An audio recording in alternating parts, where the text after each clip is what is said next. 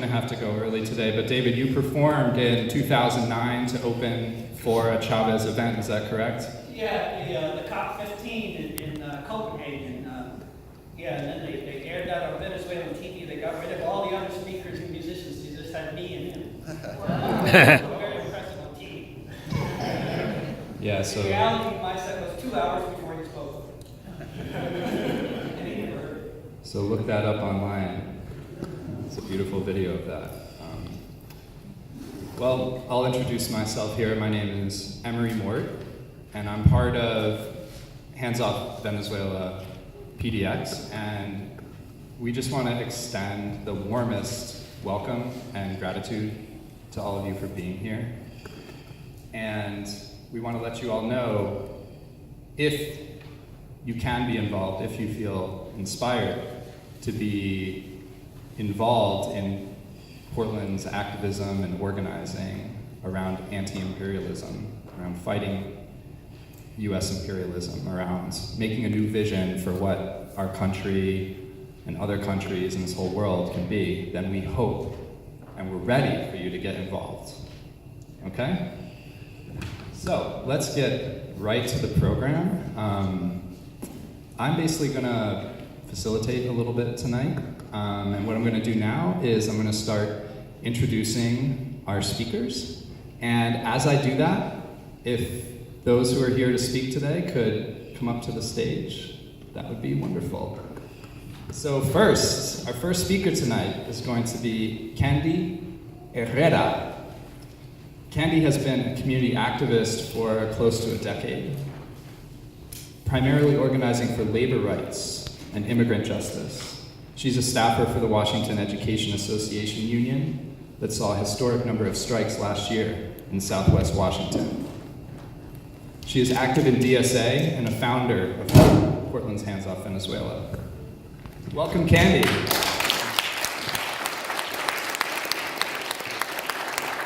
Our second speaker tonight here on the live video feed is none other than Arun Gupta, Portland's own. Arun is, yeah, give it up. We contacted Arun, told him what we were doing, and he was psyched to join us. So Arun is an investigative reporter who has written for The Intercept, The Guardian, The Washington Post. He was an editor at The Guardian Weekly, a founder of the independent newspaper in NYC, and a co-founder of the Occupied Wall Street Journal. Arun is also a graduate from the French Culinary Institute. Arun is working on his first book, Bacon as a Weapon of Mass Destruction, a junk food-loving chef's inquiry into taste. Find Arun on Twitter. I follow him there, and he's great. So welcome, Arun.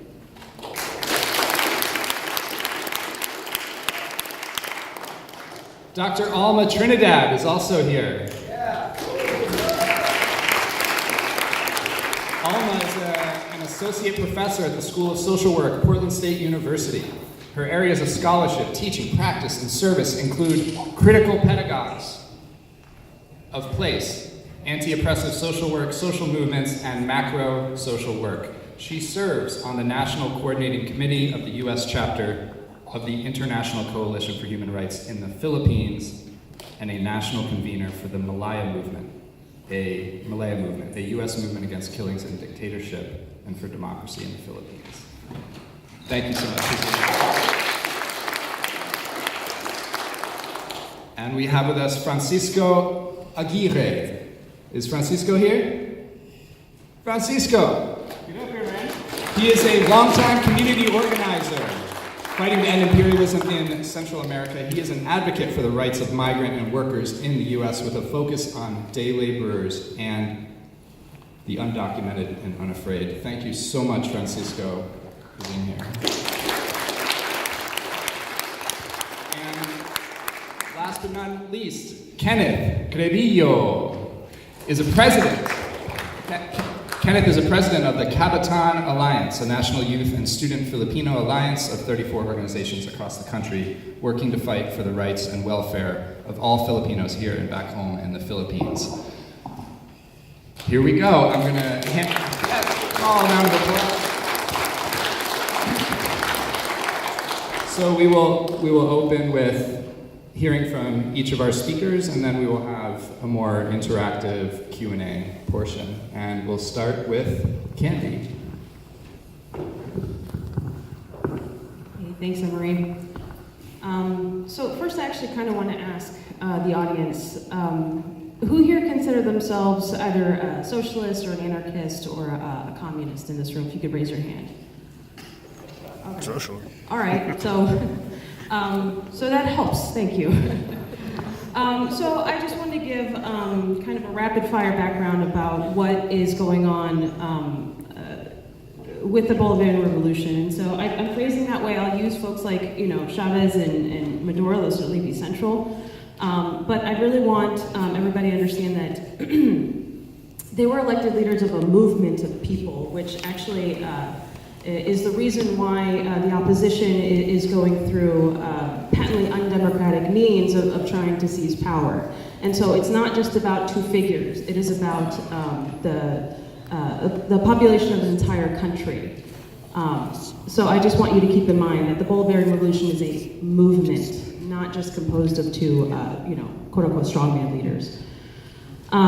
So first I kind of wanted to go through the gains of the Bolivarian Revolution. Some are actually in some of the handouts we have available there. Just to read off some statistics. Universal access to education was introduced in 1998 when Chavez was elected. And as a result, 1.5 million Venezuelans learned to read and write thanks to a literacy campaign called Mission Robinson 1. I personally, I'm a staffer for an education union. There's a reason why I went to education. I strongly feel that if you are going to empower people, you're going to do it through literacy. There's no greater way that you can give somebody a human being dignity than being able to read and write. So I very much applaud personally the Bolivarian Revolution for being able to do that. It was actually so successful that in December 2005, UNESCO said that Venezuela had eradicated illiteracy. There were two different missions, missions Rivas and Sucre, allowed for the availability of higher education, for college education. It went from 895,000 in 2000 students enrolled in higher education to 2.3 million in 2011, and that was also part of the reason why they were able to build that was because of the revenue from this huge oil industry that they have in Venezuela. As David had mentioned, largest oil reserves in the nation. In the world. So with regard to health, they created the National Public System to ensure free access to health care for all Venezuelans between 2005 and 2012. 7,873 new medical centers were built. The number of doctors increased from 20 per 100,000 to 80 per 100,000, seeing an increase of 400% of doctors available to treat poor people who otherwise would be able to get health care. Infant mortality rate fell from 19.1 per thousand in 99 to 10 per thousand in 2012, was a reduction of 49%. Poverty fell from 42.8, well actually, according to the CIA fact book, which is surprisingly honest, they rate poverty falling from 50% to 26.5%. And then extreme poverty from 16.6 to 7% in 2011. Child nutrition was reduced by half since 1990, by 40% since 1999. Social expenditures, again, this is from oil revenues, increased by 60%. And in 99, only 387,000 elderly received a pension, and then that rose to 2.1 million. And I can kind of go on about this. This is actually, it's information that's available, but it's something to keep into consideration as to why, like I said, the opposition has to go through such undemocratic measures as a way of gaining control. In terms of information that's commonly known to people, a lot of folks I'm sure heard about the oil crash in 2014. Their GDP fell like 30% overnight as a result of the oil crash because they weren't able to trade as high per barrel as they were before. And so there was a lot going on at the time. You had the oil crash in 2014. Chavez, he passed away in March 2013. He was struggling with very aggressive form of cancer. And so there was kind of nothing, there were a whole lot of decisions that weren't made as a result of his illness. But the thing is that, and this is repeated by human rights investigator for the UN, his name is Alfred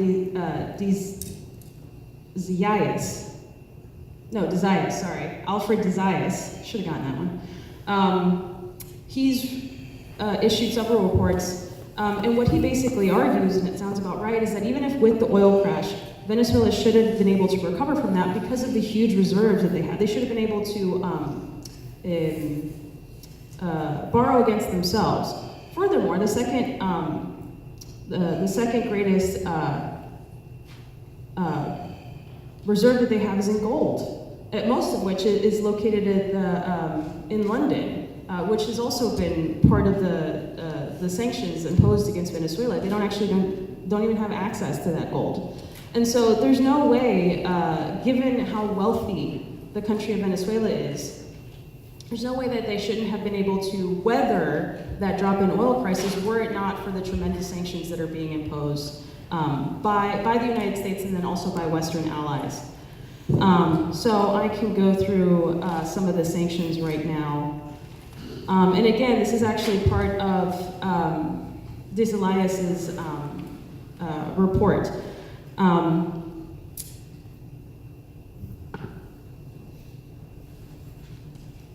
I'm sorry about that, hold on. For one thing is inaccessibility to the, like I said, the gold at the Bank of London. Citgo, they have not been able, the Venezuelan government has not been able to remit any of the Citgo revenues, which is by far the largest source of liquid assets for Venezuela.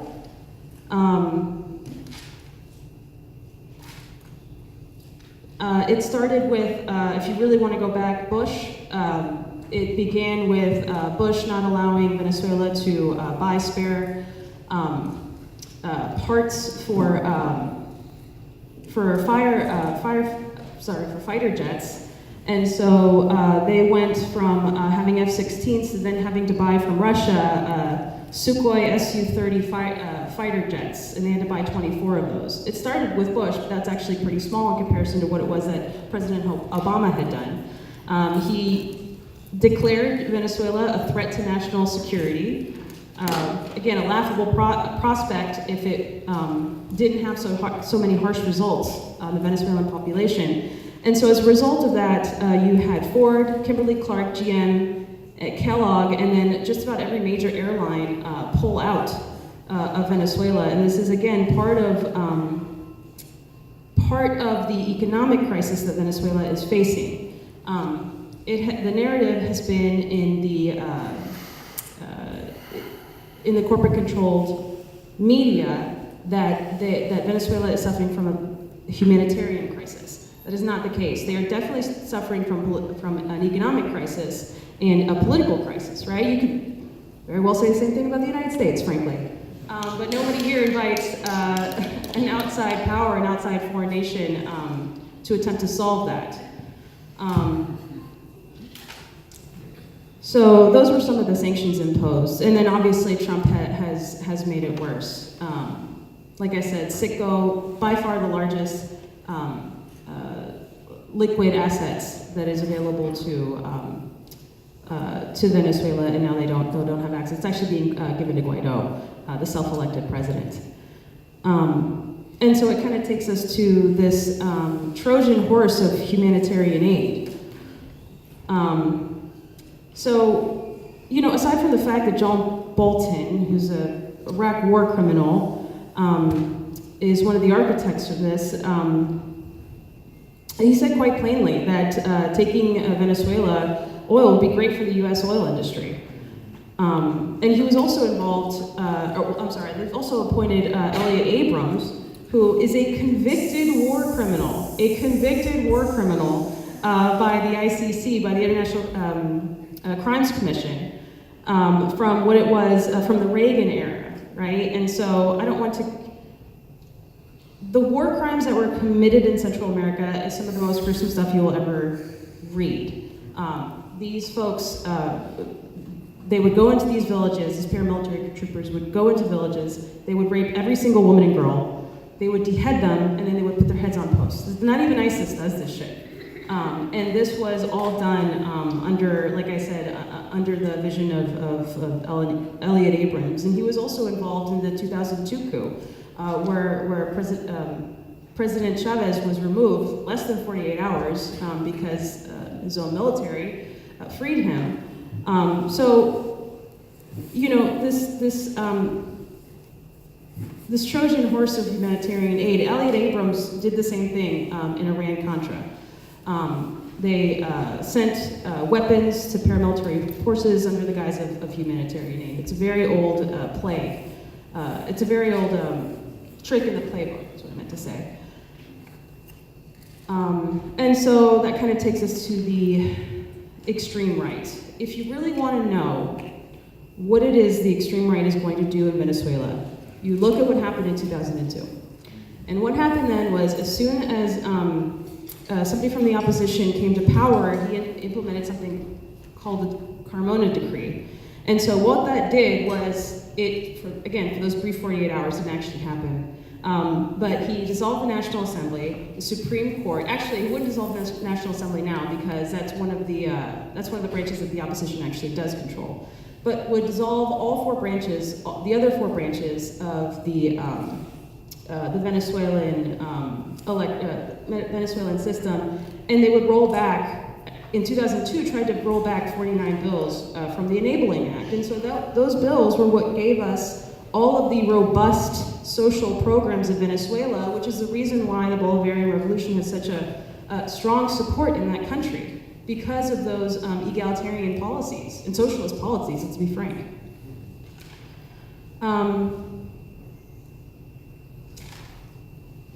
And so, you know, the extreme right has boycotted the last presidential election, and then when one of their own members from the MUD party registered to run in the presidential election, they threw him out. They said, no, that's not a part of our plan. We are banning this, and if you're going to register, you're out of the party.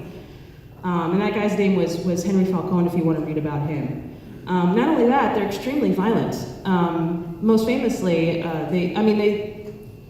because supporters of the Bolivarian Revolution are darker, they are black and brown people, and people who identify as mestiza, indigenous, and black, they would just go after anybody who was dark-skinned enough. And very famously, this was on video, they killed Orlando Figueroa, and they beat him and they set him on fire and he died in the hospital. So there have been 19 documented deaths, excuse me, from that time period alone, and mostly they've been Chavistas and supporters of the government. So, you know, this whole thing, and again, this is a sympathetic audience, this is about democracy, right? Irrespective of how you feel about PSUV in Venezuela, the opposition has absolutely, completely, and totally abandoned the electoral process. And the only way that they're going to win is through Pinochet-style fascism. I wanted to mention, I appreciated so much David's song at the beginning. When I was in graduate school for trying to get my master's degree in Latin American studies, when I was studying Chile and what happened after the coup, a lot of the economic reports about what was going on through the Chicago Boyle-style economic reforms in Chile after Allende was killed, a lot of them came from universities in Ireland and Scotland. So there's a tremendous love and partnership between these types of countries that have been so maligned for so long. So, you know, if liberals in this country, you know, they stand behind, they believe that they stand behind these movements like Black Lives Matter, you know, and they believe themselves to be these vessels of racial equality, but they're also the same folks that are that are believing the narrative from corporate media about Maduro being a dictator and all of this nonsense. And if you really want to listen to black people, black and brown people, you will absolutely do everything that you can to oppose military intervention to Venezuela. Because if you look at the pro-government rallies and marches, it is mostly black and brown people. It is just about all black and brown people.